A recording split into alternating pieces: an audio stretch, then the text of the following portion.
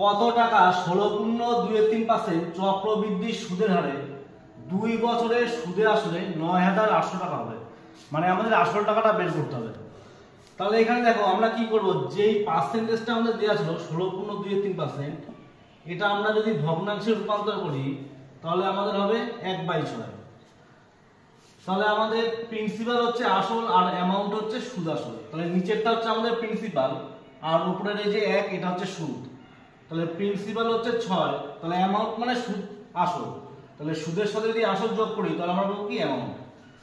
তাহলে আমাদের এটা 2 বছরের ছিল, তাহলে 2 বছর মানে আমরা 2 বার এভাবে লিখে দেবো। তাহলে 6 এর সাথে 6 গুণ করলে হয় 36 আর 7 এর সাথে 7 গুণ করলে হবে 49। তাহলে এখানে আমাদের যে 49 এইটা হচ্ছে আমাদের অ্যামাউন্ট আর আমাদের প্রিন্সিপালটা হচ্ছে 36।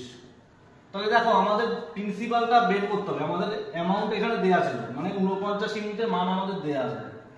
49 ইউনিটের মান হচ্ছে আমাদের এত। তাহলে এখানে 1 ইউনিটের মান আমরা বের করতে পারি সহজেই 200।